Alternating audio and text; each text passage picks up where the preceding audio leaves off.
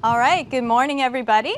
Thanks for coming to our talk on understanding users, understanding people, how user studies support product innovation at Tableau. So this talk is all about the user research we do at Tableau and how we use that to support our innovation process and design. So I'm Melanie Torrey. I'm a senior research scientist at Tableau. I have a background in interactive visual data analysis, and I'm interested in things like new interaction techniques and collaboration and how we can support those better at Tableau. And with me, I have Amy Alberts, who is a senior user researcher at Tableau. So she does this kind of stuff full time. And she has a background in applied cognitive psychology, psychophysics, and user research. And also we have Heidi Lam, who is another senior research scientist who has expertise in exploratory data analysis and is interested in designing prototypes and tools to aid that process. So today we want to tell you about the kinds of user research that we do at Tableau. And I'm going to start with a little introduction in general to the user research that we do. And then we really want to illustrate this through 3 example projects. So each of us is going to discuss an example project that we've done.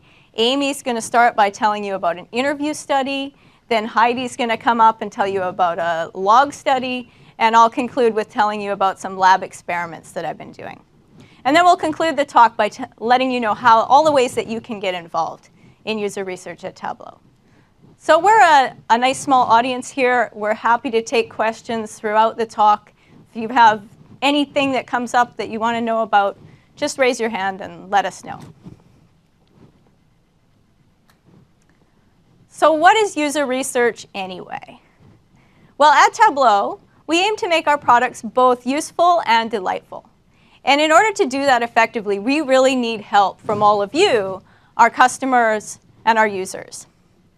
We need to understand your needs, your problems, your use cases, the things that are pain points, so that we can redesign the product to make it better and come up with the new features that will help you do your jobs.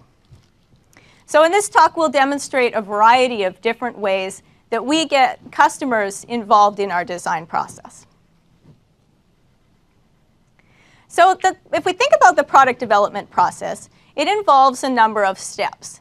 And user research can inform design and innovation and inspire us to come up with new ideas anywhere along that pipeline. For example, we typically start with a vague sort of feature idea. We might think, oh, wouldn't it be great if we could do something like clustering in Tableau? But that's pretty vaguely defined, and we need to refine it further.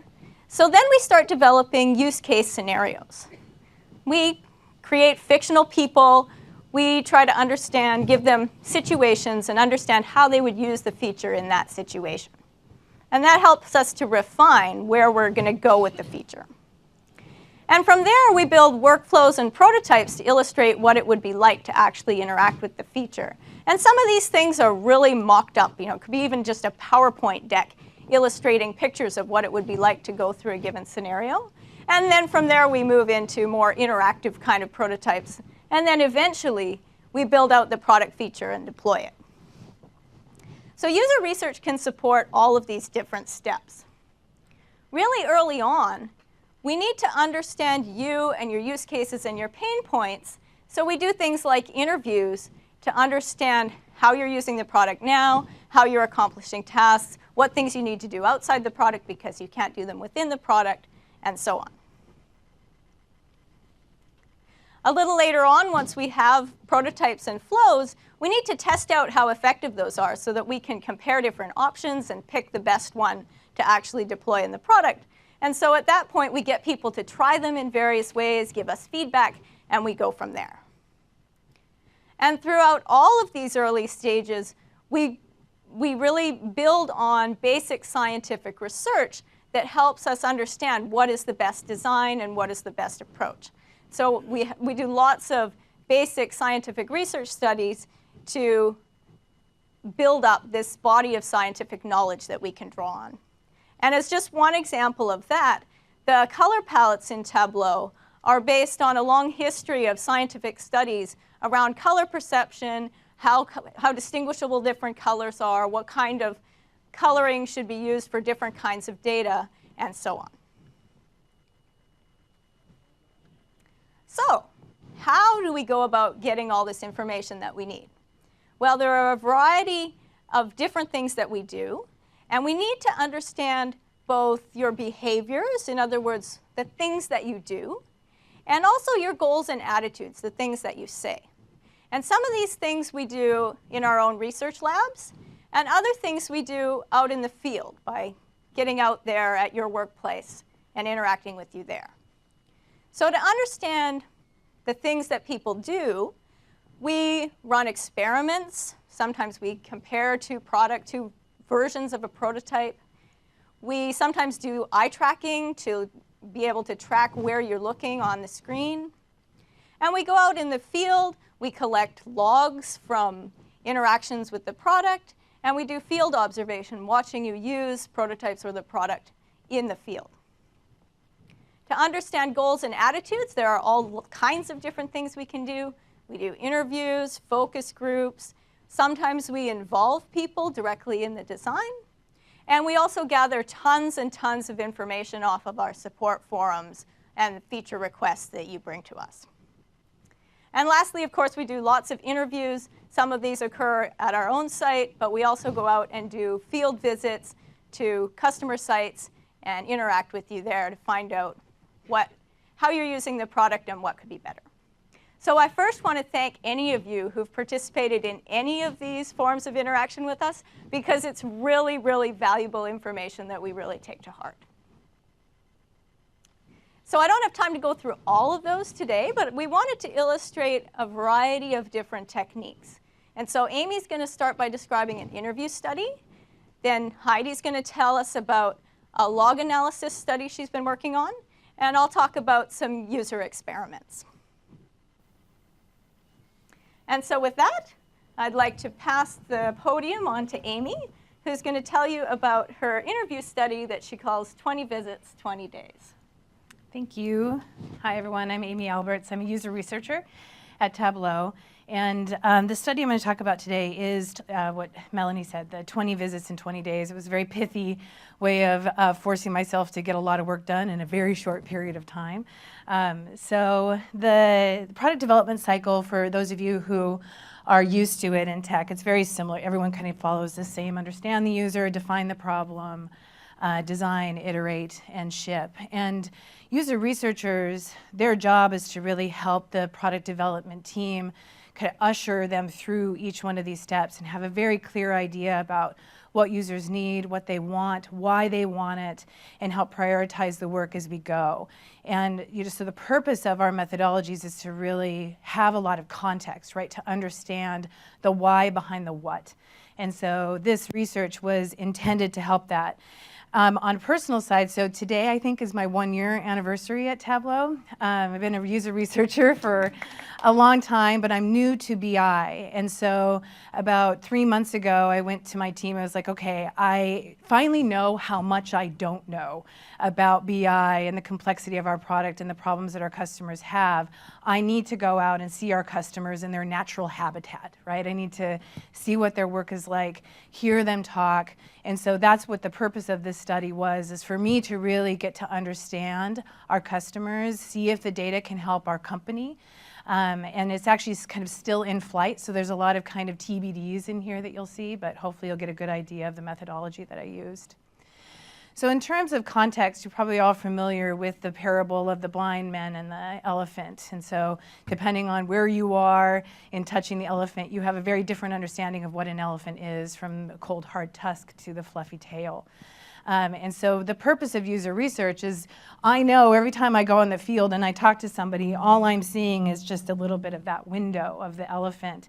And the job then is for me to put that all together afterwards. And so we did basically 25 interviews, and to kind of get this mosaic pattern of what's actually going on with our customers and what we could do to help them. And so what I did was called a contextual interview. We went out to people's, to their natural habitat, into their workspaces. And the interviews were very loosely defined. So if any of you have ever done like an interview with like a product manager, for example, at Tableau, it tends to be very focused and clear, and we want very specific feedback and show you very specific things. That wasn't this type of interview. It was very loose. Tell me who you are. Tell me what you do. Why did you pick this job? You know, what is your worries? Where is your data? How do you get to it? What are the problems you have? And again, it was to get this very kind of big picture about what Tableau is.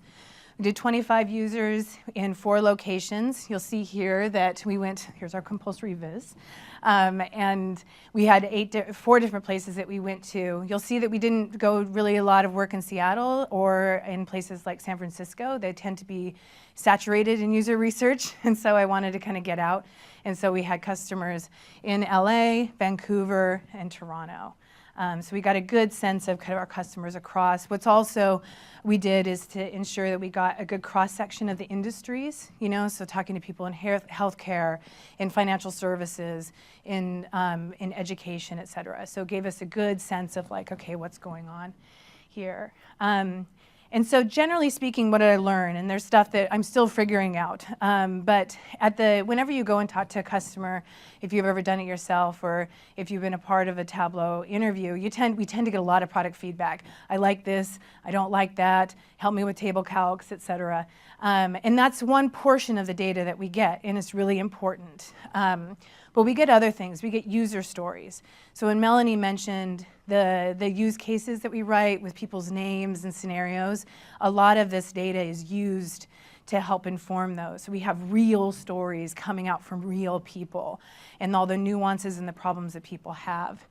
And then part of also doing this research, if you kind of go back to that picture of the elephant, there's a sense of emergent data that comes out as a kind of a sum of the whole of the parts of the interviews that we did. We're still in the process of finding this, of modeling the data, but what we're starting to see is this customer journey that has very distinct steps in it. And it has to do with how much Tableau is used inside an organization.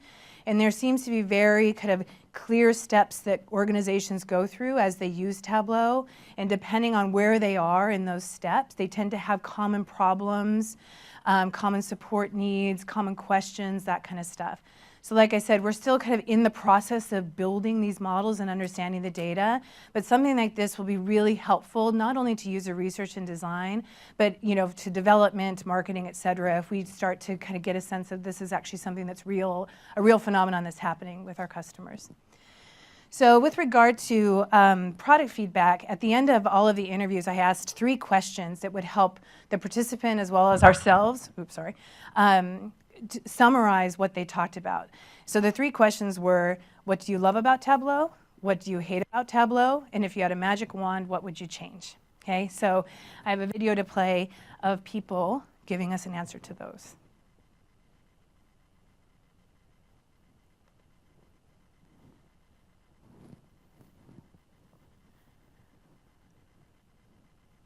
So the worst thing about Tableau is that sometimes you have to jump through the hoops to make really simple analyses. For example, I was making cohort analysis, and it was really hard to make top 10 and also sort them properly the way I wanted.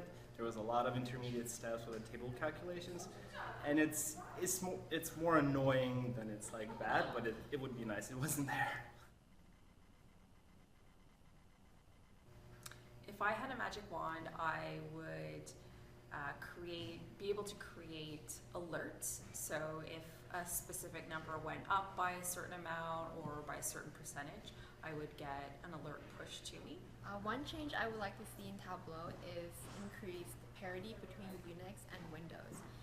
And also the TabCMD suite is available for Windows, whereas I have to use very basic REST API for accessing Tableau through its API. Is synchronized scrolling. So if I have 2 graphs that aren't in the same, from the same worksheet and they involve a scroll bar or tables, I'd like to be able to sync them so that I'm only scrolling once or my end users are only scrolling once. The thing about Tableau for me is that it consolidates all these different silos of data and allows principals to make decisions that impact the lives of kids. The best thing about Tableau is the unlimited undo, because it's really great when I go down the rabbit hole to be able to back myself out of the jam that I got myself into. The unlimited undo we heard about a lot. So as you can see, the kind of feedback that we get is quite varied, right? Very specific questions about specific processes, as well as very general kind of feedback about the product. As I said, these things can be really valuable to us in the product development cycle, and a lot of that has to do with being able to advocate and represent the end user. So individuals inside the company can stand up and say, I've seen this, I understand the customer's problems, let's evaluate our prototypes against that. Also, the user stories, outside of them being used for use cases and for us to kind of prioritize our work, what they really do is build empathy. They build empathy for all of you who are using our product. The more people understand about the what and the why and the how, the more that they can do for you to solve the problems that you have. And then finally, the user, the customer journey around building these models and testing them. As Melanie mentioned, she's going to talk about ways in which you can participate. Participating in that type of research is super helpful for us when we have a theory that we want to test, and to, even with an interview or coming on site, to be able to better understand what you need.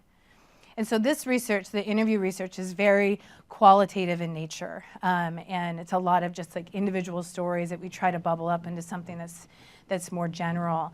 Heidi now is going to talk about log analysis, which is very quantitative in nature. So it's kind of two sides of the research coin. So thank you. Thank you, Amy. As Amy says, we gather a lot of very useful information from interview, from understanding how you work so that we can build better tools for you. We're going backwards. There we go. But unfortunately, though, interviews cannot tell us all the information that we need in our work.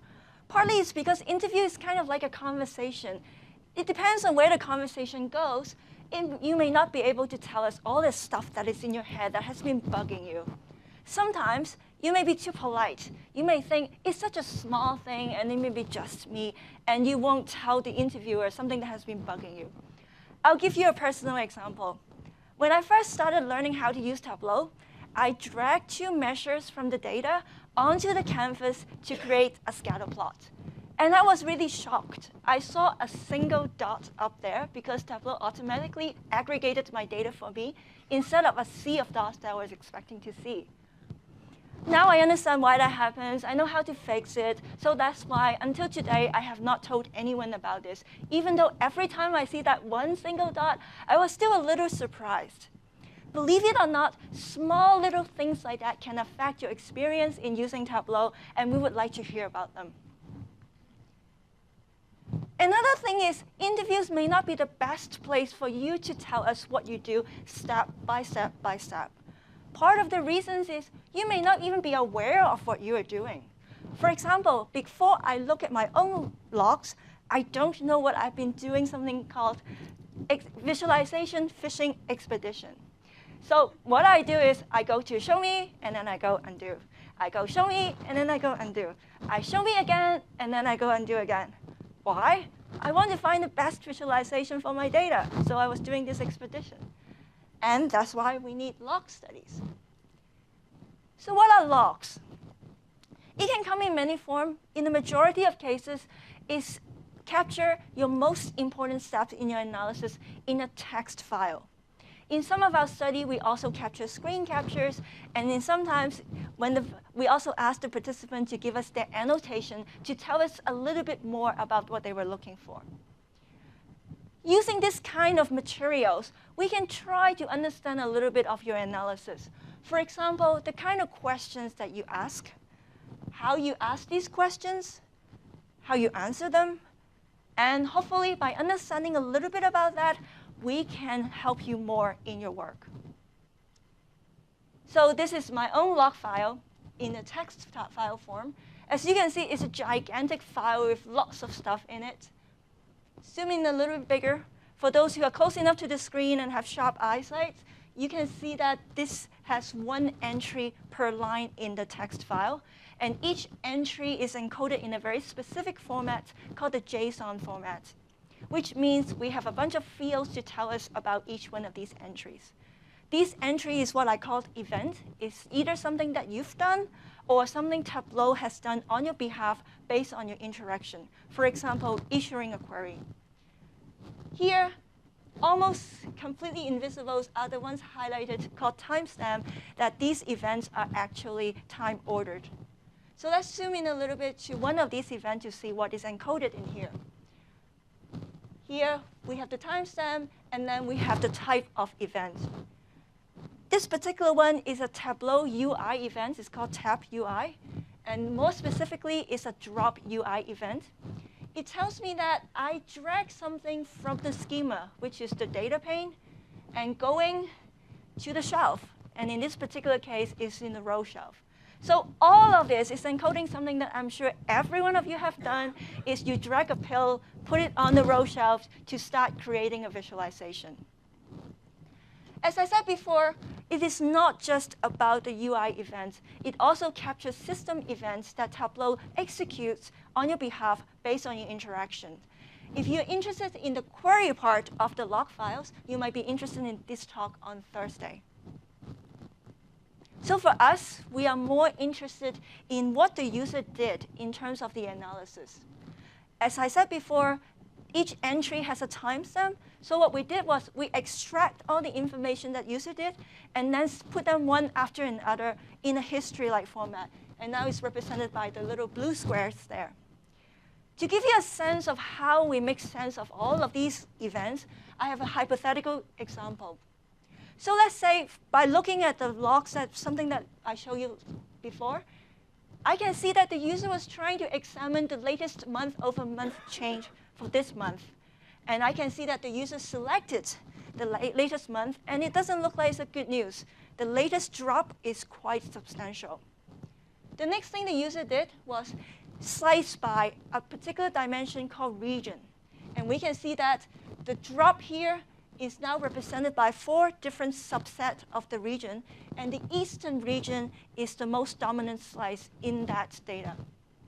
And the next thing the user did was drill down further into this eastern region, and then we can see it by customer name.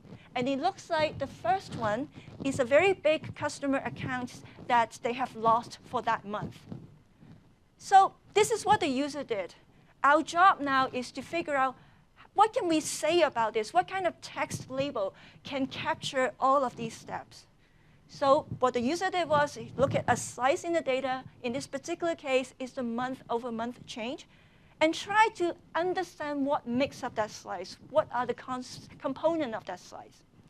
We call this problem diagnosis because a lot of times it was because something went wrong or unexpected, and they want to find out the main slice that can account for that problems.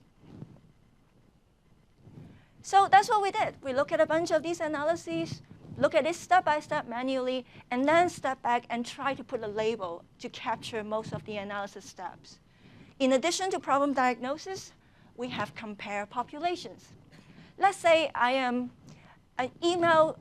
promoting my new cat food in an email promotion campaign, and some of my potential customers reacted very favorably to my campaign, and some of them did not. One of the questions I might ask is, why? What is different between the two populations that they behaved differently? So something that I might do is I might go to the dimensions that I have of these customers and compare them one at a time. Demographically, are they the same? Do they have similar income level? Or do they have the same number of cats per household? And tasks like that or questions like that, we call it compare population. Another question that we found very often is describe population. Let's say I have some favorable responses from my customer, but I want to follow up with another campaign. And I only want to send it to the customer that reacted favorably the last time with a more targeted email. How can I do that? I need to understand my users a little bit better, right? So once again, I will look at a single population now to see if there is any way I can capture the population. Maybe most of them are within the 20 to 30 age group. Maybe most of them have at least 4 cats in the household. So this is what we call describe population. So Melanie has already talked about how how we develop features in Tableau, and how research can potentially influence and inspire this pipeline. So how does having a bunch of questions and scenarios behind them help us in this pipeline? It turns out that it's very useful in all of these steps.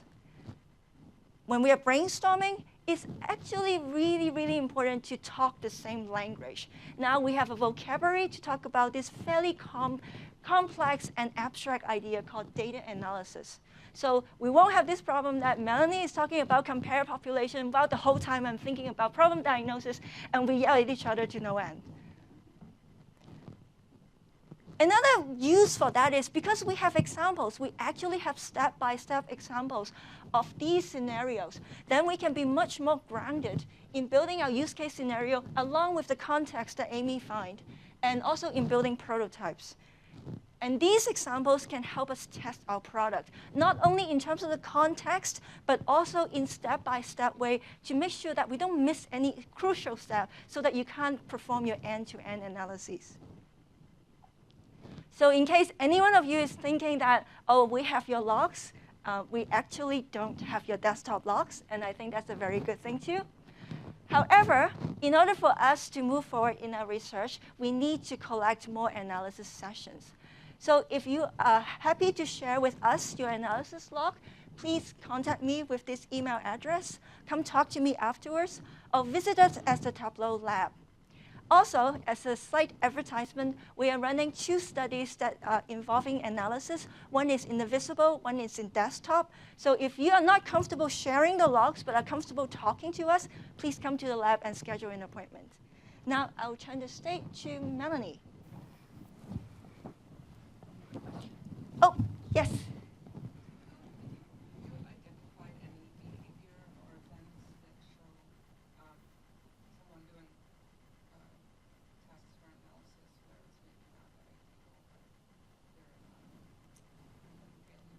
Yeah, we have some of it, like the show me undo is actually quite frustrating when people don't know how to display the data.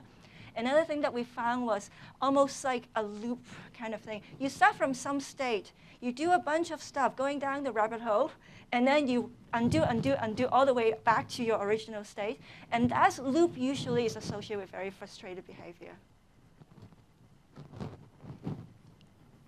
Okay, thank you, Heidi. So the last thing that we wanted to share was a series of experiments that I've been doing around Evisa, which is a natural language prototype that's in Tableau research right now. So how many of you were at the keynote and saw the demo of natural language interaction with Tableau? Fantastic. So that's exactly what I'm talking about here. We call our prototype Evisa, and the idea of it is to enable people to have a natural language conversation with their data. Hopefully, this makes interactive analysis a little more accessible to people who maybe might not be comfortable interacting with their data in other ways. Hopefully, it enables people to just have a fluid and positive experience.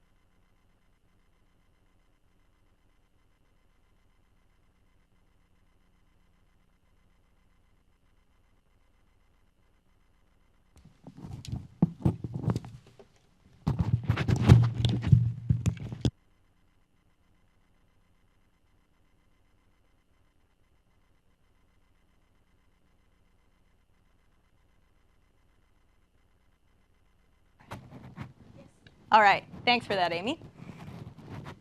Okay, so in this talk, I don't have time for a detailed demo of Evisa, but the idea is that you type a query, the system gives you some response. In this case, the user is looking at a viz of earthquakes in the United States, and they've asked for large earthquakes.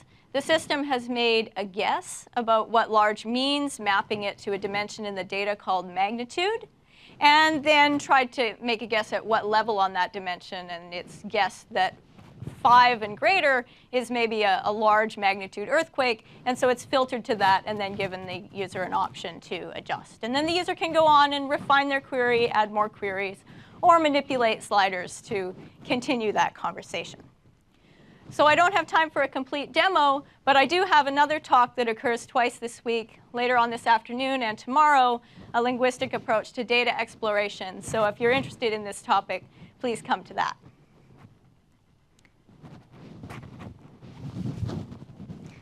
So as you might imagine, user research is really, really key to enabling us to build out this kind of prototype. We all know that communicating with each other already is really hard. People don't speak in perfect kind of machine-like language that a machine can understand. We're vague.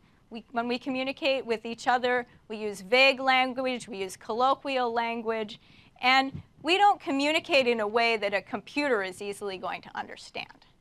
And so trying to understand how people want to communicate with their data so that we can make the computer understand that is a challenging research problem. And that's why it's really, really important for us to go out and do user research and understand how people want to be able to interact with their data. And so we're at fairly early stage of research right now. And the first thing we did was really, really early stage, when we just had this idea that we wanted to be able to use natural language queries to interact with our data. But we actually didn't know what kind of questions people would ask or how they would phrase them. So let me give you an example. Let's say you were out browsing the web or on a news site, and you came across this viz of disease outbreaks. Let's imagine that there was a little text box at the top of the viz that said, ask about the viz. What might you ask?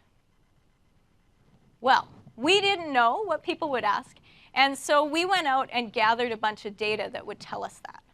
And so what we did was give people a variety of vizes like this and ask them to share with us a set of example queries, either typed or spoken, that they would want to use if they encountered a viz like that in that situation. And we collected up something like 1,500 different queries, and we're still collecting more, that we're using to drive the development of our prototypes. So here are just a few examples of the many queries we collected. You can see that people asked all kinds of different questions. So the first thing to observe is that people ask about a lot of different topics, and they ask about them in a lot of different ways. And that means that as we're developing prototypes around this, we're going to need to be able to support anything people throw at us. It could be all over the place. We've also used this set of queries in a number of different ways. We used it to identify the set of tasks that people will want to do. So we can classify these queries according to the task people are trying to achieve. Sometimes they wanted to change the chart type. You know, can you change this bar chart to a map? Sometimes they wanted to filter, narrow to a specific disease or a specific place. Sometimes just search in the map. Sometimes they want to navigate to a particular location. Very common task was to find extrema. Show me the top 3 diseases, or find me the worst country. And they also wanted to do analytics, like what's the time trend on polio, for example. We also can see a bunch of different kinds of ambiguous language in these queries. As I said before, and as we all know, people don't want to type out queries like, show me the fatalities greater than 2,000 in 1994 in Africa. It's not the way we speak. We like to speak in more casual language. And there are lots of different ways in which people are ambiguous. There's spatial ambiguity here, around Europe. What does that mean? What kind of distance around Europe? A computer needs to be really precise. People don't need to be precise, but a computer does. So we need to interpret that in some way. There's magnitude ambiguity in the same sort of way. What is a large outbreak? What does that mean? Is that a number of fatalities? And if so, what number? Is that a number of people who got the disease? And if so, what number? Big changes over time, same thing. There's temporal ambiguity. What does it mean to be recent? Is that last year, the last 10 years? Not entirely clear. And there's even ambiguity in terms of which attribute we refer to. So this particular data set has a measure called fatalities, which is the number of people who died. But people didn't refer to that measure name. They referred to things like, what's the deadliest disease? And what's the worst outbreak? So we need to be able to guess based on those kind of words, what attribute people meant. So these are all the ways in which we're using query examples to drive our prototype development. So you saw the prototype at the keynote, and we've been working with that prototype to now try and evaluate our first version and then build onto it from there. So the next thing we did was to run an experiment trying to evaluate that first version of Evisa.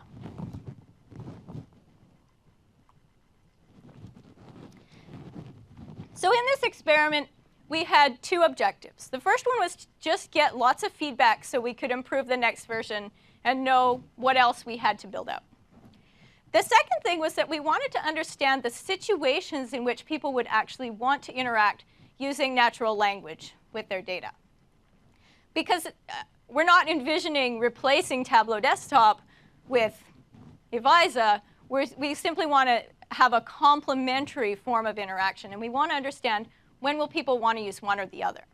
And so in order to get at that, we actually did a comparative experiment where people did the same tasks both with the natural language prototype and also with Tableau Desktop.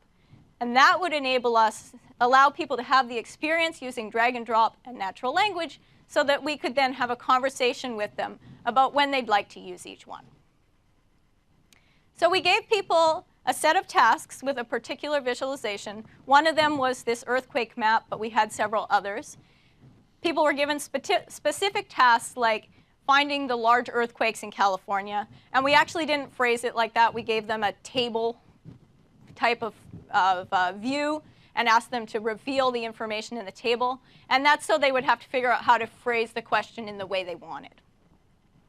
So in Evisa, people would solve the question by figuring out a natural language query and typing it in. And in Tableau Desktop, it was typically a filtering operation or something along those lines to get to the data that was requested. And then after people had worked with both tools, we had a conversation with them about what worked well in each one and when they would want to use each kind of interaction. So we got all kinds of insights from this, and I'll speak a little bit more about it in my other talk. But definitely we got a lot of encouraging results. People found natural language a compelling way to interact with their visualizations.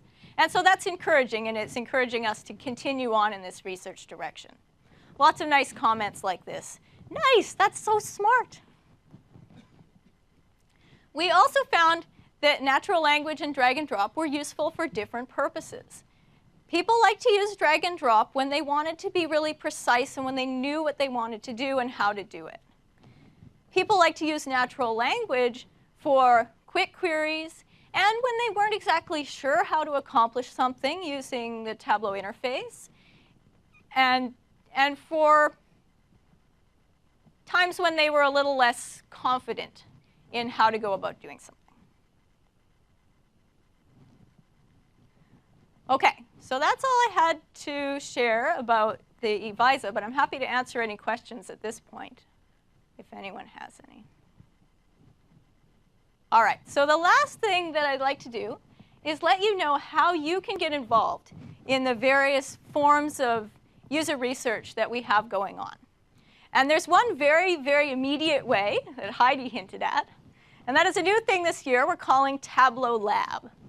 The Tableau Lab is on the first floor of this building. It's on your way to the Tableau store, just outside the expo hall.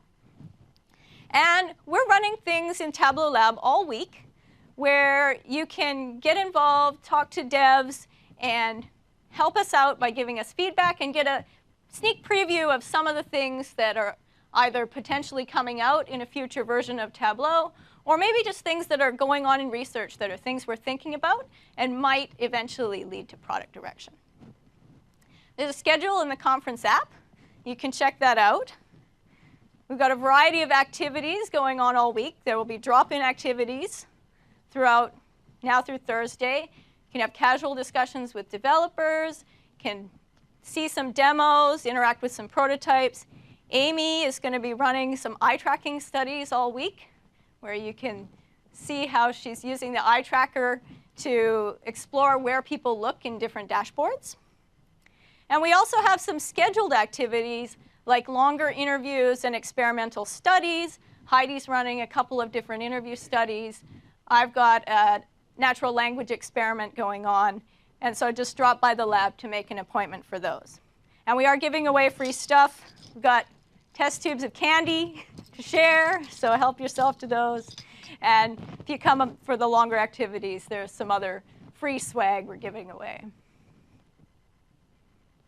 But that's not, of course, the only way that you can get involved. We don't do user research only for 3 days at conference. We also do user research year-round. And so post-TC, we hope that many of you will be encouraged to come sign up to participate in our various customer engagement programs. That includes beta testing, site visits, interviews, lab studies in our own labs, prototype testing, and on and on and on. So if you're interested in doing that, you can contact one of us, or you can visit kiosks or labs and just get them to scan your badge and let them know that you're happy to participate post-TC.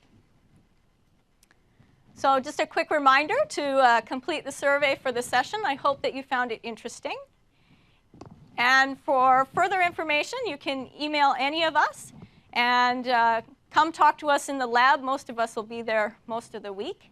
And with that, I think any of us are happy to take your questions. Sure. So I think it's great you guys do not collect all users' log files that respect a lot of user privacy. But at the same time, I think all three of you, how do you deal with sample biases? Meaning the people you're talking to or the people you're getting logs from are the people who are willing to share what they want to share, are the people who want to share their experience. How about the people who just do their daily job but not necessarily share their experience and log files with you? Do you want to answer since it's logs? The question was, it's great that we don't collect your log files automatically, but how do we avoid the bias that what information we do get, whether from logs or anywhere else, actually is only from the people who went out of their way to give it to us? That kind of problem is actually true in any study. Like people who sign up to do interview with us, for site visits with us, they are special because they would like to talk to us. Not many people, not all of them would like to talk to us. The way to do that, except Melanie, she's really nice. The way we try to make sure that we have a reasonable sample is by looking at the dimensions. It's like in the population, how do we know that we have a reasonable representation? Like what Amy did, she tried to diversify the geographic location that she looked for these participants, maybe income level or like the size of, income level is for cat food, so sorry. Maybe the size of the company, the roles that the users play, and also the, not the discipline, but the industry where the company came from. So all that kind of stuff, and also the roles of the users. Are they analysts or are they more in sales and marketing? Like what do they do? So we try to balance these out the best we can. And another way to solve this problem is try to triangulate all our different methods. Each one of these methods, none of them are perfect. They tell us different aspects of that elephant. So we try to see if there are anything that is incongruent between these methods, and then we'll try to resolve them. But like any kind of study, we are using a very small pinhole to look at the elephant, and we should be aware that we could potentially be biased. Hopefully, time will help us.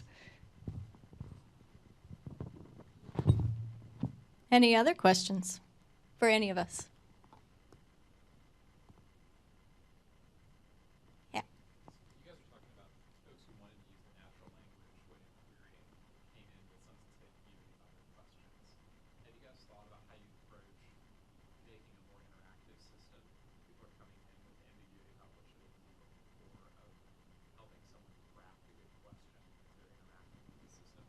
Because I find just as we work with our end users, most of the time we struggle most on the front end just to help our users even think about what a good question is that they would want to answer before we can even start building helpful visualization tools.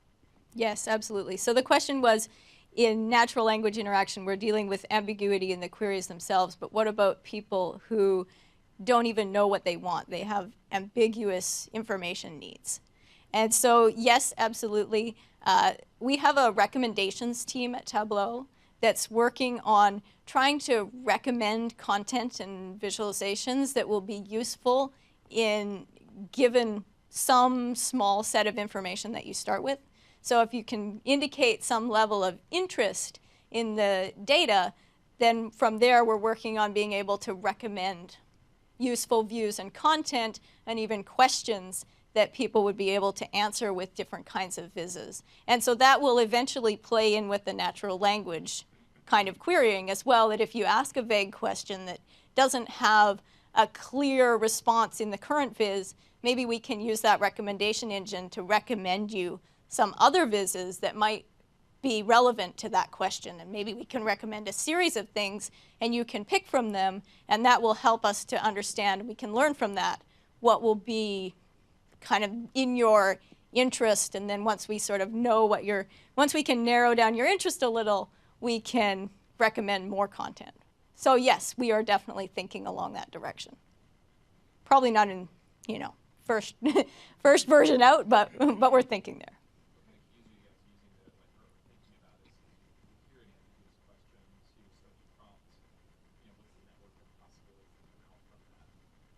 So that's where that big repository of queries is being really useful, that there's certain keywords that are repeatable and tend to mean certain things. Like, let me give you a simple example.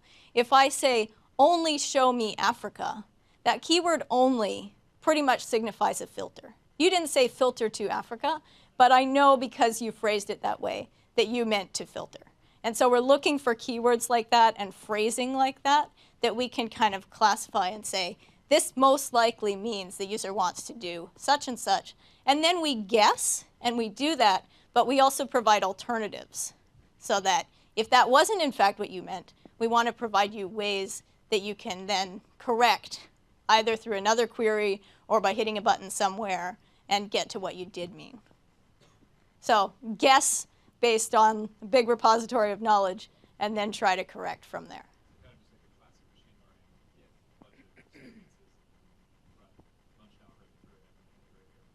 Yeah, machine learning plays into this, and we also are just sort of building up a set of knowledge that we can almost hard code in. If this happens, if they say this, we're pretty sure it means whatever. Yeah. Yeah.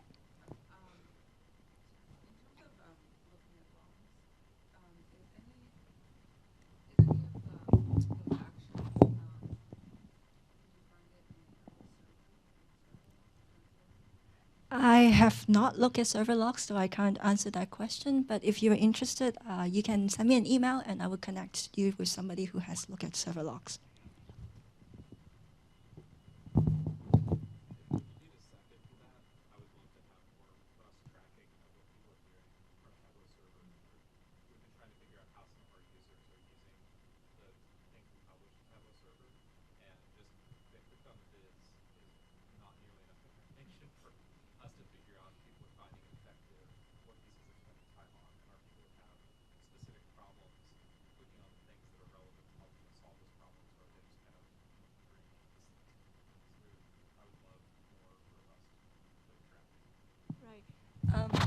Once again, I have not looked at server logs, but for desktop logs, I've added more to it.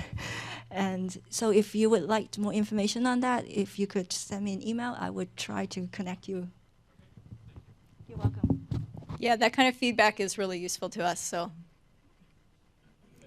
happy if you come up after and share. Sounds great. Another question. It sounds like early in your process of doing user studies, you're just trying to get a general understanding of like how users are interacting with a new feature. At what point do you switch over to more like success, failure-based experiments, where you're trying to understand, is this doing what users need or not? Do you want to answer that? Yeah. So I think I want to understand your question better. So what is it? Can you reiterate a bit what you're interested in? So like for Visa, it sounds like your first studies on the first prototype were really focused on just trying to understand how users are going to interact with this. I'm wondering at what point in the iteration process do you switch over more to, is this particular feature working for users or not? Yeah, so I think there's the initial questions that we have around just how does this work and how do people integrate it into their existing behaviors, and then you transition into the question of, okay, now is it useful, right? Is it helpful? And that is kind of these steps along when you ask questions around usability, is like, can they use it? Do they understand what's going to happen? And then does it actually helpful to them? I think Melanie can speak more specifically about how you do that in Avisa, but it is for us that is a critical question that we're asking all the way through. As part of the reason why we do like the interviews and stuff is to get not only a definition of the what, but then also part of the understanding of why people want something. Implicit within that are the success metrics, right? Are the conditions under which this thing will actually be helpful to people, and then we can apply that later when we do future research. But there's probably specific stuff with Avisa. There are studies that we didn't tell you that we did because we don't have enough time. Is sometimes we just extract a part of that. So for example, let's say we come up with a new visualization technique and we believe that it is going to help user in certain ways. How do we know that? So sometimes we just run tests on Mechanical Turk or some system like that, and success metric is one of the things that we gather in terms, and also time and accuracy. They might think they are successful, they might be very confident, but they actually got it all wrong. So those are the things that we also collect in a much more quantitative way. Yeah, and I'll just add that specific to Avisa, this is a very early stage prototype right now, so that is really all that we've done so far. But as we eventually, if we move this into the product, we will certainly be doing more explicit user testing of, can the user actually accomplish given tasks with this prototype, and is it effective and useful for them in real situations? So we'll move into that as we move toward productization. All right, so I would like to thank you all for coming. We'll be up here at the end for a few minutes, and you can also find us in the lab all week. So thanks, and enjoy conference.